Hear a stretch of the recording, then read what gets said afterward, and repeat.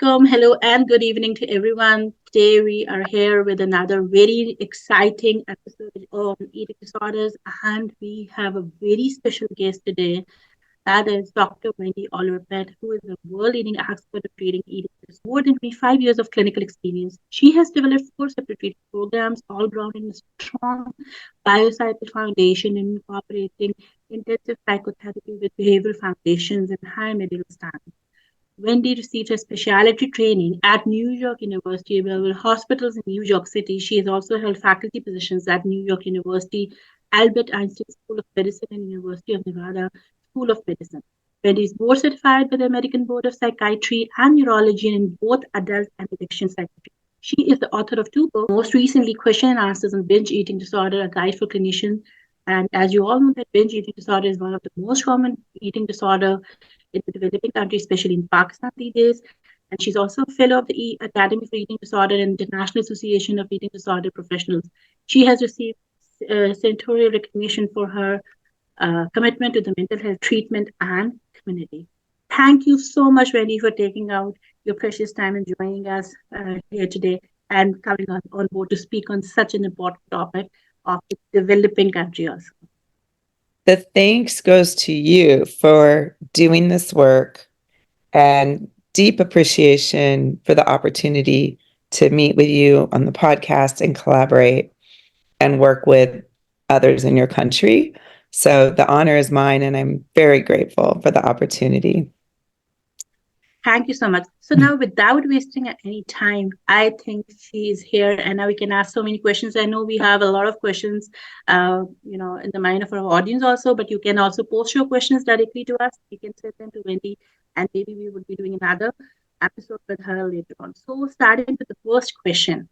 So in your experience, what are some of the unique challenges faced in working with people of different age groups suffering from eating disorders? Such a wonderful question and such an important question. One of the things I think is really, really special is for folks in different populations to be able to both see what they have in common with others who are not in their age group, who are not in their diagnostic category. That's very, very powerful, because when doing so, we see our common humanity, or we see the person with binge eating disorder sees, oh, I have a little bit of anorexia in me. The person with anorexia nervosa says, oh, I'm afraid of that person, that part of me that might have binge eating disorder. So seeing those things is very important. At the same time, it's really powerful for people in age groups to have peers that are similar in their age and have had some of the similar generational challenges and different generational realities. So I think when it comes to, I'll just kind of start with the the much older, which is sort of like, I'll say, I'm pretty much in this group, the much older, like maybe the 60-plus-year-old patient that comes to treatment.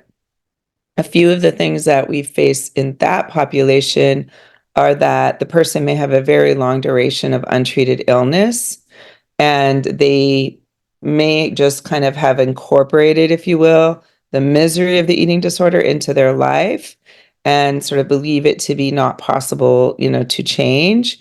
Many times at that point, others in their life have sort of, if you will, adapted to the person's eating disorder in some way, shape, or form, as much as they're also suffering, no doubt.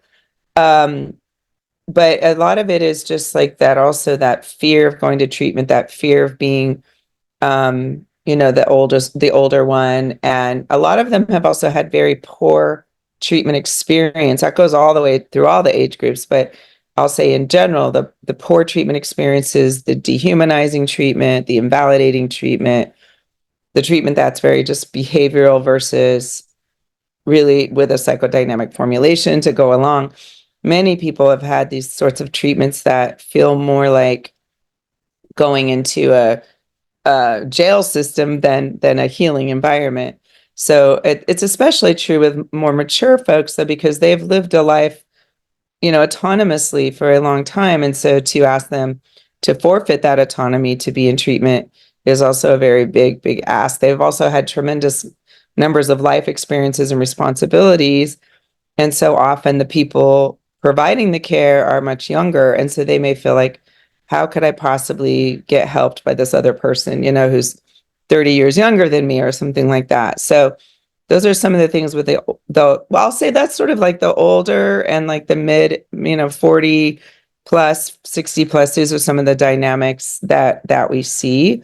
The other thing is that the eating disorder mindset and diet culture is like very firmly embedded in their psyche, and they haven't been as much introduced to some of the newer concepts that we really talk about in the field, such as health at every size and mindful and intuitive eating. They've just only heard diet culture for 20, 30 years. So to take them out of that paradigm and introduce a whole new paradigm is a very big leap. And it's literally almost practically hardwired in their brain. The diet mindset is almost like hardwired.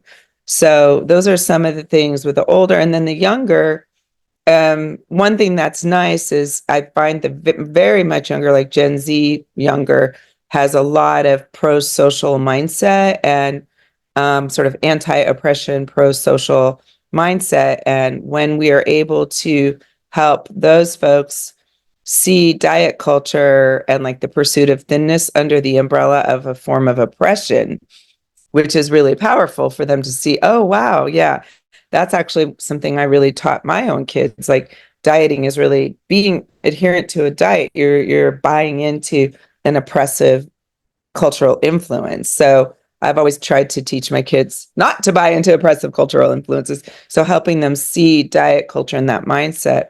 And I think the younger population could definitely is open to those concepts, and they haven't been stuck with 20, 30 years with diet culture.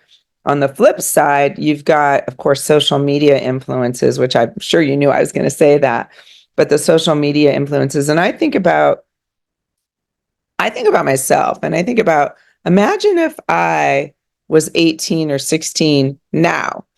And because I did have an eating disorder in my younger years, in my teenhood, it was when it was began.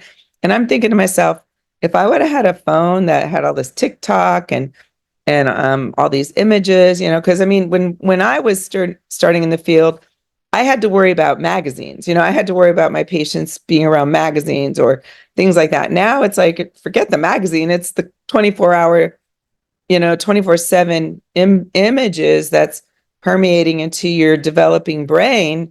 And brains are malleable. Brains really do. We do identity formation happens based on what people say to us, how people treat us, and what kind of images we incorporate into our being. So when these images and these messages get really incorporated when we're vulnerable, that's a big challenge. So those are just some of the things. I obviously could go on and on, but for the sake of continuing on, I'll leave it at that. Okay, thank you so much for such an elaborative answer, Wendy. Just, out of my curiosity, because my younger niece and so many, people, young kids who are suffering with especially binge, and then you really don't know how to, tell them to control those habits of eating, because they at times they're so pissed off with that their tummy is full, but they cannot stop eating or, thinking of eating. So do you think that, and we do not, commonly see the screening tools for the kids under 6 years of age or, like that. So do you think that treating a kid for like binge eating disorder, or like, their parents, how you cater them and how you tell them to, even do that, a bit of a psychotherapy with the kid. So, because I got this question from so many parents in Pakistan who are, Oh, really? suffering with this. So we do not have much experts here. So people do not have, much expertise in this field, and we do not have many experts. So probably I really wanted to ask you this question before continuing with the next question. Well, I think that's a really, so sad and so important, at the same time.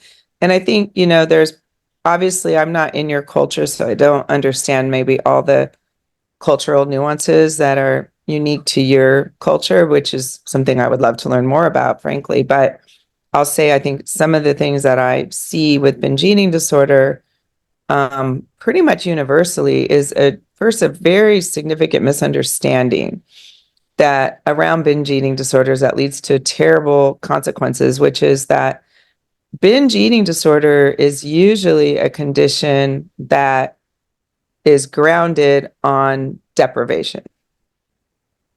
It can be deprivation of psychosocial needs, and it oftentimes is deprivation of food.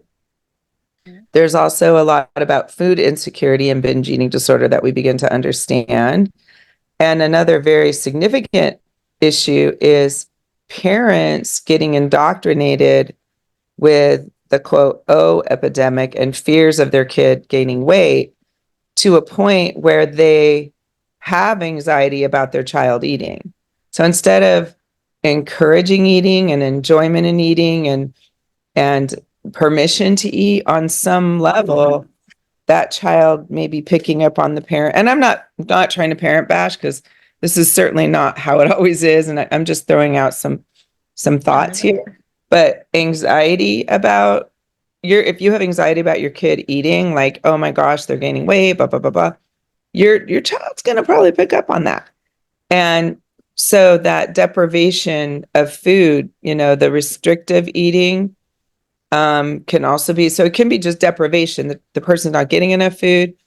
And it could also be shame about eating, because especially if the person's living in a larger body, they're going to experience shame around eating. So the issue of shame is a very significant one when it comes to binge eating disorder. All eating disorders have a root in shame, but if a child is starting to, grow, they understandably may gain fat on their bodies, which is very normal. But fat is so pathologized and parents are so afraid, they could easily kind of translate that into anxiety, and even, modifying food and not allowing certain foods in the house. And the child's not really learning how to, manage their relationship with food. They're just more feeling like, I'm being deprived. So food insecurity, parental anxiety around weight gain, lack of just actual nourishment, lack of food, shame around eating. These are all things that are underneath very often binge eating. So Einstein said, if you want to solve a problem, you have to go deeper than the level at which it presents, in essence. So it's like, if we're just trying to tell people, stop binging, obviously that's called behavior chasing. We have to go in deeper and go, what are the underlying dynamics that are actually causing this person, child, adolescent, adult, or whatever, to binge? And more often than not, by far, is a pattern of restriction that leads to the binging and deprivation. And also the deprivation and binge eating disorder can dovetail into other forms of deprivation, interpersonal deprivation, not really not really getting your needs met in other ways. And that can even be coupled to, if you've gained weight, there's such a bashing that people face for not being, a certain size and shape. Many of those folks living in larger bodies may not realize they deserve respect, love, affection. We all want to give and receive love. We all want to give and receive affection. This is just a common human experience. But yeah. those in larger bodies can be so shamed around their basic need, their need to eat and other needs, that they're in a deprived mindset. So food and binging becomes the way that the person's quote needs are getting met. It's a desperate attempt to avoid the psychic pain of alienation that is coupled with the shaming that our society does towards folks living in a larger body. So, Wendy, usually body shaming and bullying is very much common in Southeast Asian culture. Like, even when we were kids and we were growing, we always had been told to acquire a perfection, or, perfect body, or, something like to be a model or something, because Mhm. our parents were not even satisfied the way we look. They always wanted to convert us into a taboo, which was, or a perfect ideal Yeah. body, which is that it is something which actually initiate the eating disorder, or it is something which is being initiated by the eating disorder itself. That's such a great question. It's very interesting, isn't it? I think it's some of both, but I certainly think that the trait of perfectionism, right, which is a genetically mediated actual trait that, that people, we are born different. It's like nature and nurture, right? It's genetics loads the gun, environment pulls the trigger. If we have a genetic predisposition towards an eating disorder because we have perfectionism as a trait, like the environment's, if you've got the genetic risk, the environment's pulling the trigger 100% of the time, right? There's no break from the trigger, right? So it's like you might have perfectionism, but in a different time and place, it wouldn't manifest in an eating disorder, right? It just wouldn't. But because of our culture, that trait of perfectionism does manifest as an eating disorder. And I do think perfectionism traits predate many eating disorders. I also think that they perpetuate eating disorders. I believe too that I give talks about shame a lot. It's a very interesting subject to me, the emotion of shame. I believe that those with perfectionism tend to have a very high shame response. So I think that that shame response is coupled with perfectionism, because if you really talk with somebody who has perfectionism, what you know is a lot of times they're doing behaviors to avoid feeling shame. The perfectionistic standards tells them they have to adhere to all these like external factors, right? And then if they don't, that tidal wave of shame comes in. So you could think, okay, are they pursuing weight loss or are they pursuing that perfect body? Okay, maybe quote unquote perfect. There's no such thing as a perfect body, just saying. But are they in their mind pursuing that? Or I should say, and are they really trying desperately to avoid feeling shame if they are not living in that body? So if we go to a deeper, deeper, deeper level with them and talk about the shame, that can really be a powerful inside loop, inside path to some of the underlying dynamics. Because if you just tell somebody over again, it's okay to weight restore, it's okay, blah, blah, blah, that's good, but it's important also to get into that underlying emotion. And so often with perfectionism, that shame is a big one. Right. So, we commonly see this, concept of intuitive and mindful eating. And we see that, most of the time it works out for so many people in the treatment, right? For so many eating disorders.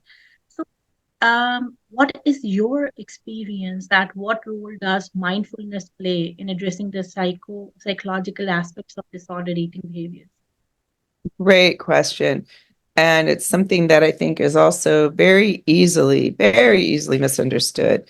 So the the concept of intuitive eating, right, is really based on the idea of body trust. Like I can trust my body and I have these cues, and sometimes I want a peanut butter and jelly sandwich, sometimes I want a burrito, sometimes I want a salad, with a hard-boiled egg. Like these are things that I want sometimes, sometimes I want mac and cheese. And so the idea that we can go with that intuition, and that intuition is coupled also with the practice of mindfulness, right? So it's not just, oh, wow, I'm intuitively wanting Doritos or something like that, right?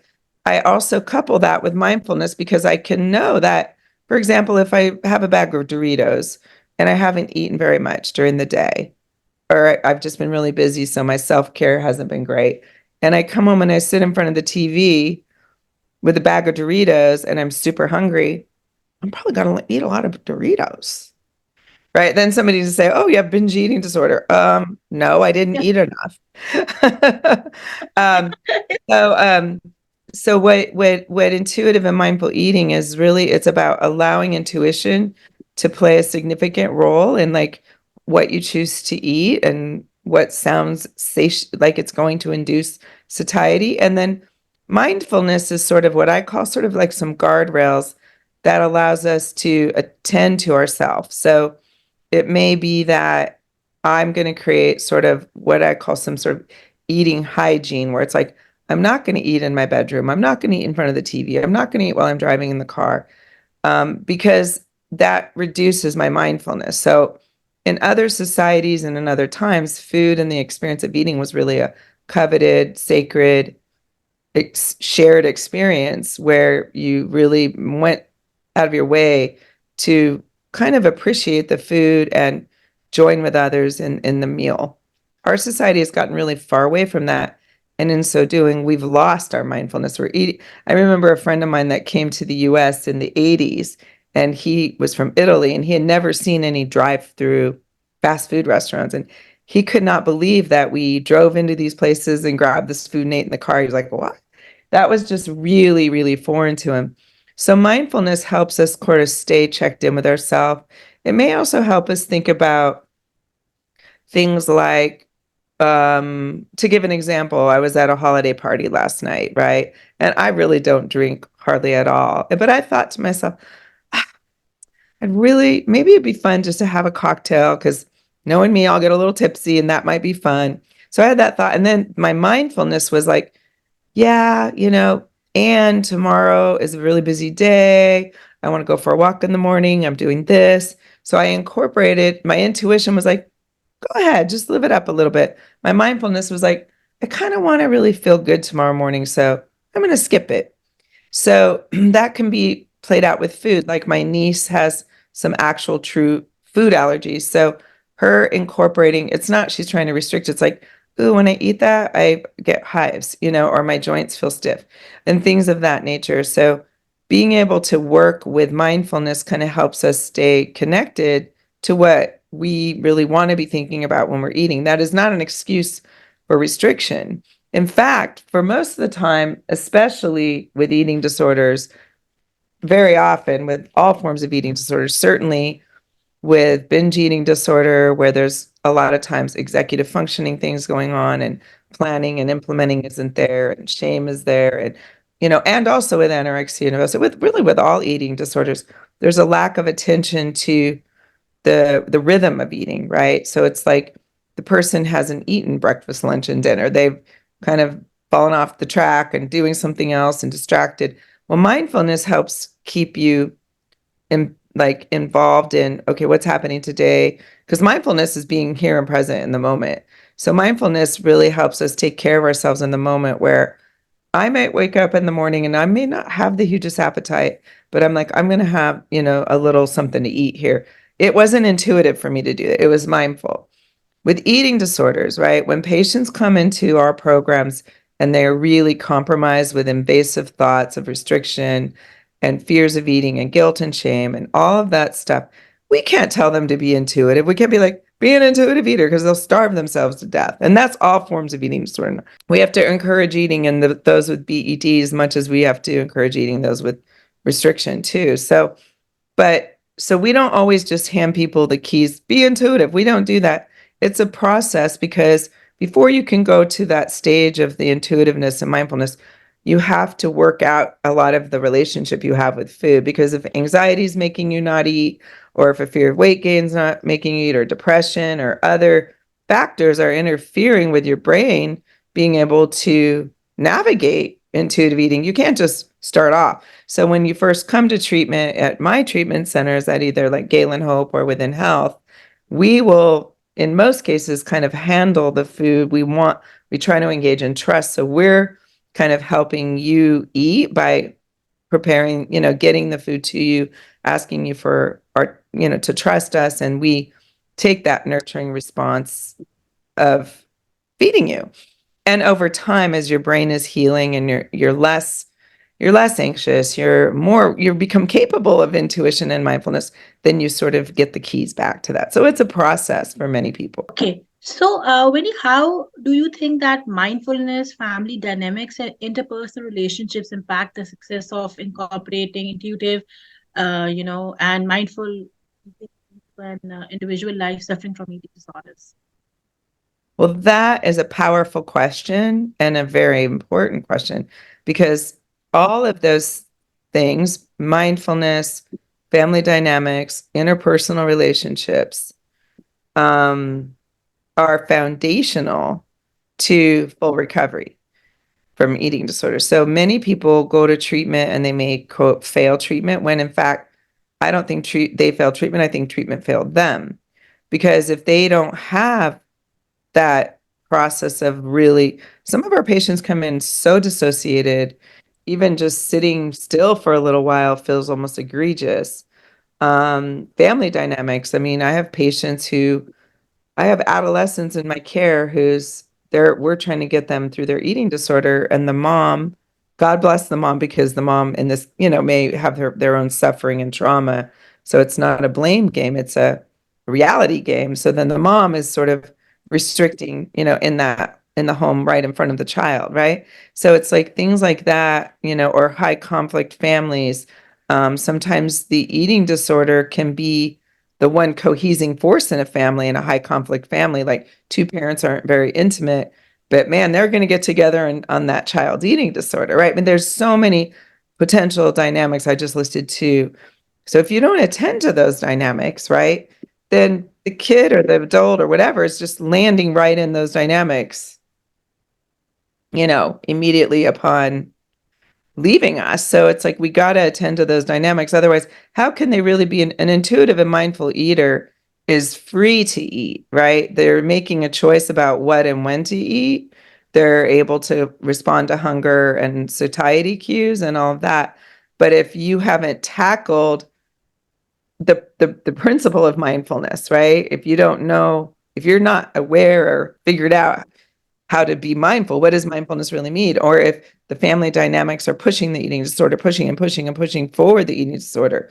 Um, Interpersonally, if you are not attending to your needs in a relationship, or you're not expressing your needs, or you're not using your voice, or you have like high arousal in conflict situations, that's lending itself to more conflict, which leads to more loneliness. Like, so if you have loneliness and alienation and struggling interpersonal relationships, then that only makes more likely, it makes it more likely that the eating disorder is going to help you navigate your emotions, because the eating disorder is quote unquote helping people navigate painful emotions at the end of the day. So interpersonal relationships are very much tied to healing. Yeah, that's see how much important their personal relationships are. So we really need to work on our relationships also. Yes. So, moving forward to our last question.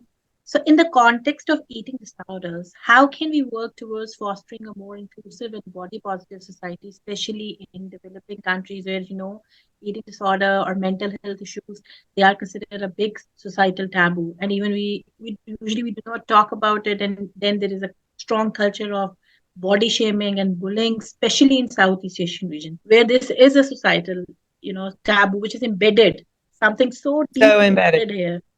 Yeah, I so how we can do that? Well, gosh, you got a big problem to tackle. I mean, when you were describing like the culturally normative body shaming, right? It's like it seems like what I'm hearing is that it's okay to body shame. It's okay to Yeah, have these expectations and just put it on your kids and your loved one. It's not even seen as like taboo to do that. It's like it's totally fine. yeah, So it's obviously a breeding ground for absolute utter misery in your relationship with yourself and your body.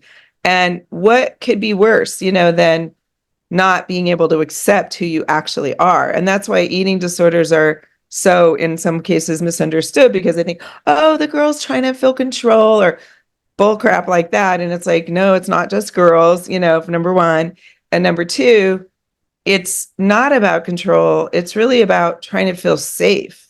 So when you're bullied and you're weight shamed and you're told you'll never get married and blah, blah, blah, blah, blah, like the pursuit of weight loss is really about, I want to feel interpersonally safe. I don't want to be shamed. I don't want to be alienated. I don't want to be um, diminished. I don't want to be degraded. I want to be treated with dignity and with respect and with, I want to, you know, I want people to be able to feel that they, I know a lot of people aren't going to just get to snap your finger, Wendy, sprinkle the fairy dust, and the person's going to have like body love, right? Or body positivity, because that's just too hard to get to.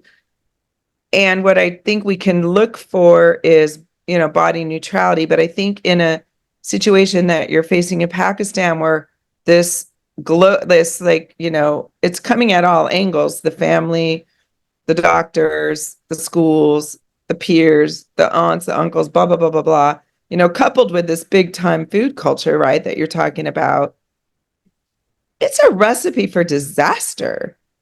It's just a recipe for disaster.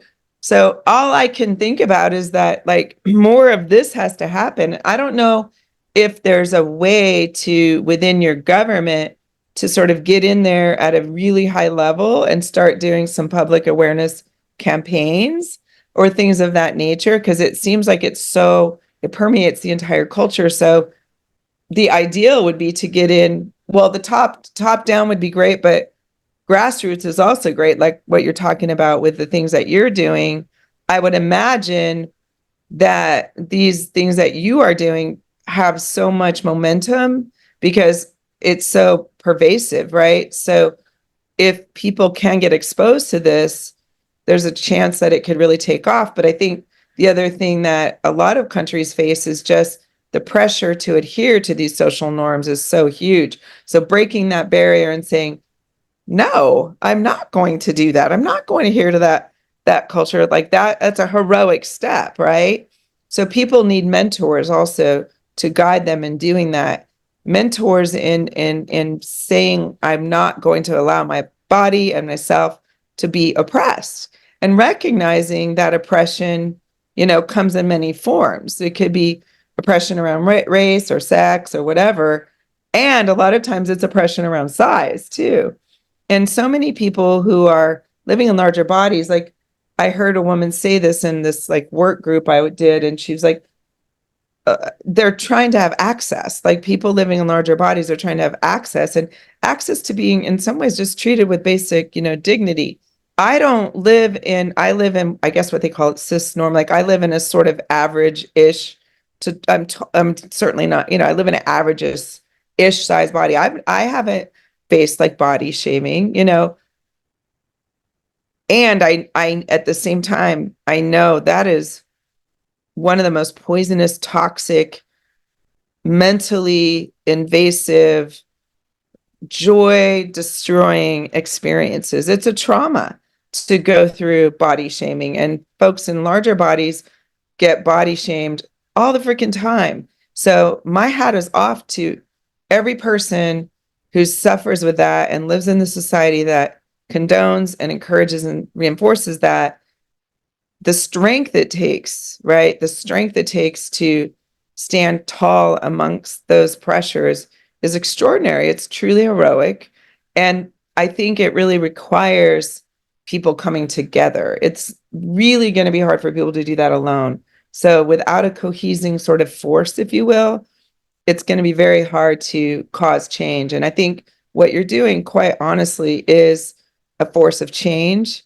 And I am happy I got to even just be a part of this and hear more about your culture and eating disorders. And, if I can do anything to be helpful, I'm here. And I applaud you for what you're doing, because it is a huge amount of suffering is happening and lost opportunity for joy.